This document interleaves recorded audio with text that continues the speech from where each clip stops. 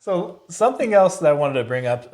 So if someone says as a beginning investor, beginning or they're new to picking stocks, and we've talked about before, like okay, you're trying to understand the business, like the income statement, the balance sheet, because you can watch a lot of that on YouTube and really learn on your own. There's a lot of information to find, but one of the things that you've talked about before in your videos is critical to a company and their success.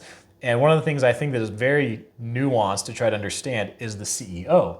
Yeah. Because if you look on any company's website, they're going to have all great things to say about their CEO, right? I mean, everyone's going to make their CEO talk about their history and their work experience, what they've done, and make them sound great. So if every time you look at a company CEO, they sound great. How do you decipher, who you think is going to be a good CEO and who's not?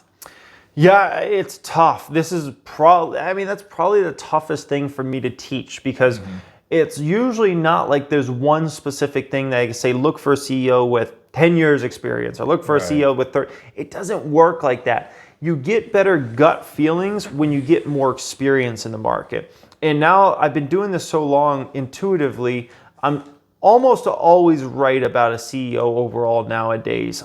There's been very few situations in the past several years where I wasn't right on the CEO. So I wish that was more of a subject I could teach, but it's really hard. There's something about it, you feel it. You listen to the conference calls, you watch them talk about the company, maybe in interviews and things like that. And there's just a certain kind of like vibe I can pick up on now where I'm like, yeah, this is a winner. And then there's certain vibes you can pick up sometimes and it's like, no, this isn't one. But it's really, really difficult for me to teach that. It's the hardest thing for me to teach by a mile, honestly. I'm sorry. It's almost impossible to teach, I'll be honest. Well, there was one thing you said recently in a video, I think it was just this past week, about how much the CEO talks about the past versus the future.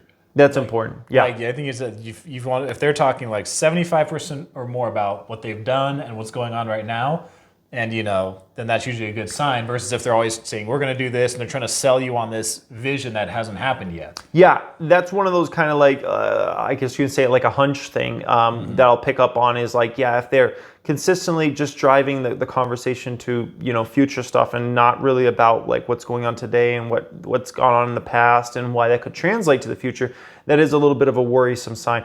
Specifically, and when I was talking about that, specifically if it's these like SPAC situations or like IPOs, things like that. I mean, you really want to find companies that have proven stuff because a lot of people right now are investing in companies that, they don't have much going for their business model. They either have no revenue or lack of revenue.